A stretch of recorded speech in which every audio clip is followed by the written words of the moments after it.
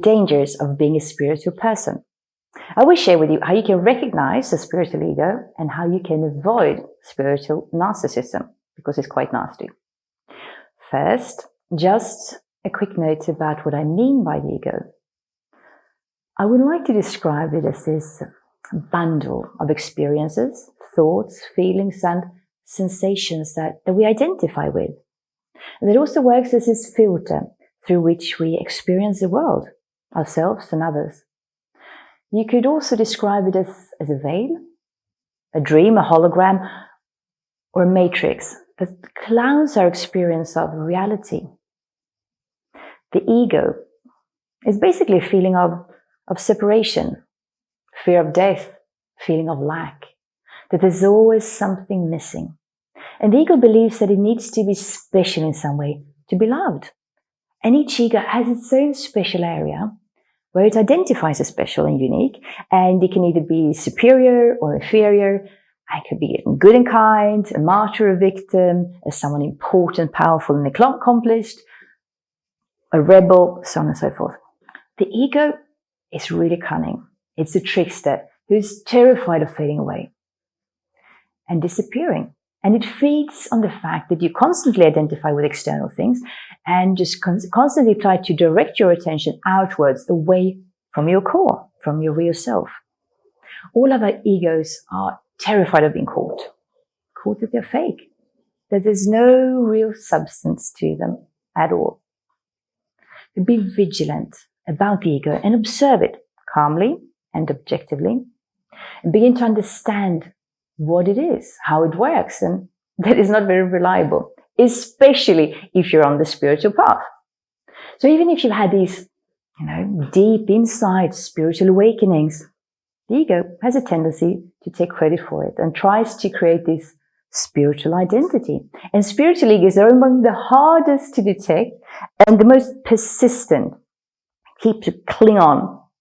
So I would like to share with you 16 tell signs that you've developed a spiritual ego. That you have an idea of what enlightenment is and what an enlightened person is supposed to be like. It could be like you think that they're supposed to be happy all the time, can perform miracles, that nothing bad will ever happen to them. They're just super nice and kind. Can time travel, space travel, read the future, so on and so forth. You measure yours and others' spiritual progress, spirituality, and believe that there are people that are more and less spiritually advanced, evolved, and you feel that you've come pretty far. You look down on or are impatient with so-called low-frequency, non-awakened people. You believe that you follow the right path, that your guru, teacher, teaching is the best.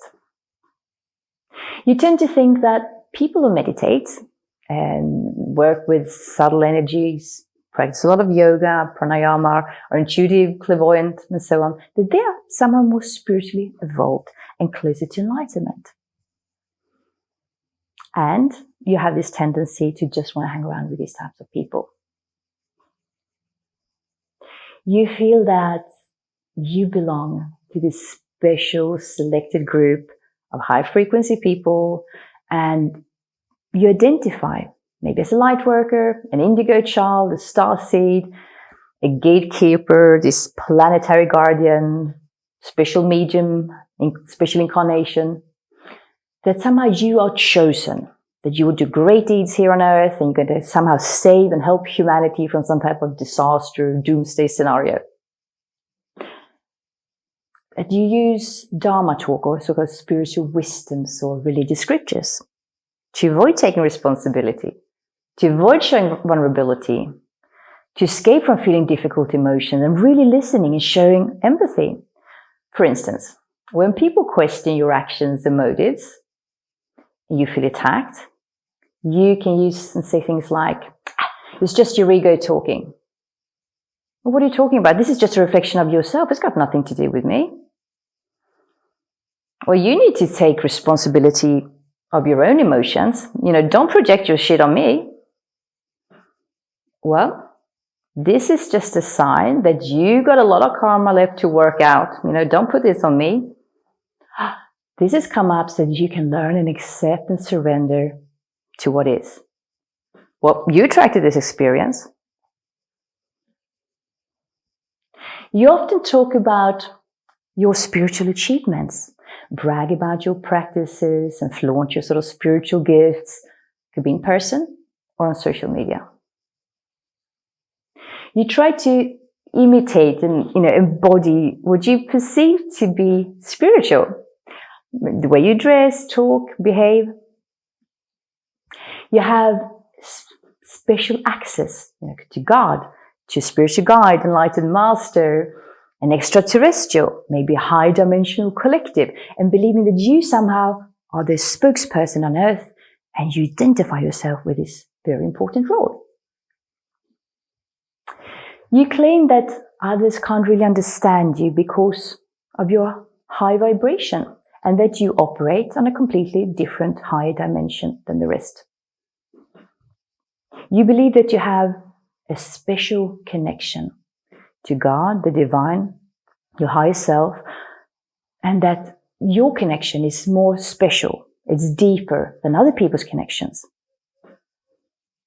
You try to convert others to your path. You debate, manipulate, and try to convince them that your path, teacher, practice is the best, and you get defensive when questioned.